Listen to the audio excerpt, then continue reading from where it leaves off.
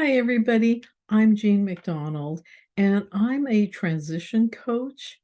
And mostly I help people transition or cope with big changes in their lives. But my real mission is to help caregivers care for themselves because they don't do it.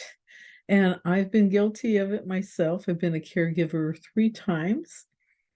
And I've seen it as a leader of a caregiver support group. So, what these talks are, this series is about, first of all, communication challenges for caregivers.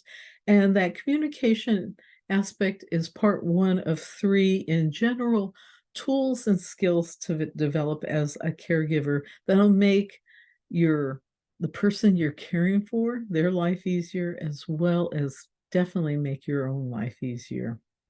Well, we've been talking about communication challenges for caregivers in terms of contacting and communicating with medical and healthcare professionals. I've been using my brother's seizure as an example of the communication struggles we had when he first came under my care. I moved him in with me into my area, and we began to deal with his situation with healthcare professionals. And first of all, we realized that it was important when we didn't understand anything, what was being told to us, is to actually specifically define what we don't understand. Uh, there was aspects of his prognosis and his medication that we were confused about, or that we were told we were going to get information on and we didn't. So defining what you don't understand, defining what specifically you're asking. And then secondly was how to communicate with your health care professionals team. And we discovered through my chart messaging that was the number one way. The head nurse began to know us. They knew our questions were important. Otherwise, we wouldn't be bothering them. And the communication channels got better. Well, number three is take a friend or a family member with you to doctor's appointments, to any kind of medical appointment or appointment where you need a second person there to listen, second pair of ears, and also that person can help you ask the right questions. Now, this came up with my brother again. He suffers from white coat syndrome, meaning that when he gets in a medical office, his heart rate increases, his blood pressure goes up, and his brain, he has some cognitive impairment, but it seems like his brain just cancels out at medical appointments, and symptoms that I hear every day from him, all of a sudden he can't remember. So my being at that appointment, I can say, well, he tells me he is feeling this way and that this has occurred so many times this month. And I can, in turn, deliver that information to the healthcare professional. I can also ask the questions that my brother might not remember, or um, might might not understand to ask. And this is a great one because back decades ago, my mother was dealing with cancer.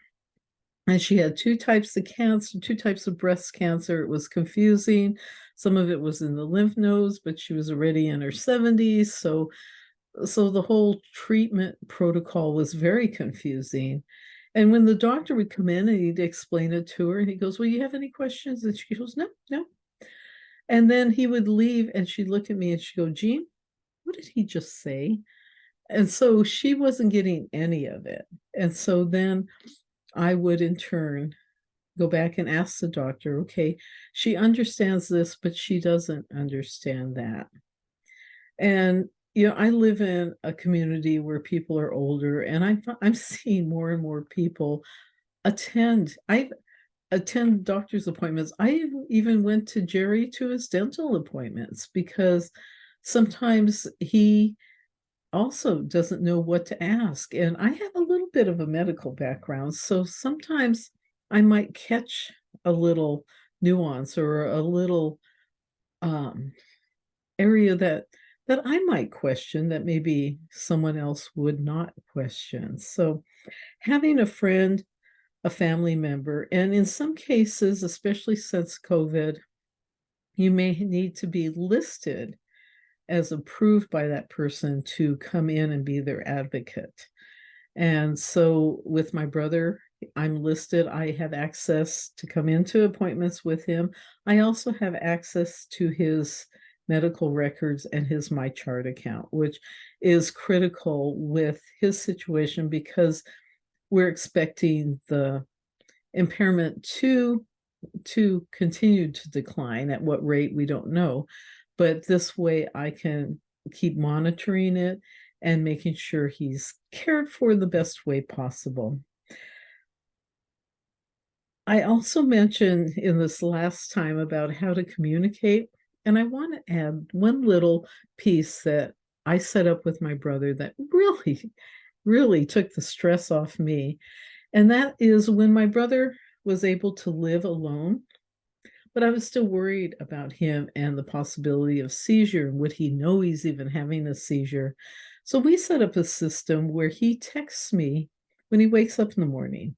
And it's difficult for him to type words, so he just will do a sun face, a thumbs up, a mountain, a deer, something, usually a series. He gets very creative to send me a message that he's awake, he's okay. And that way it takes that burden of doubt away from me. Is like, oh my gosh, I haven't heard from Jeff today or yesterday. Is he okay? Do I need to run up there? He's only about a mile away, but just having that communication just relieves that worry and makes my life so much easier. So that's what this series is all about, is how to make your life easier as a caregiver. So anyway, we have one more in this series with the healthcare professionals that I'll cover next time. Thank you so much for listening. Take care.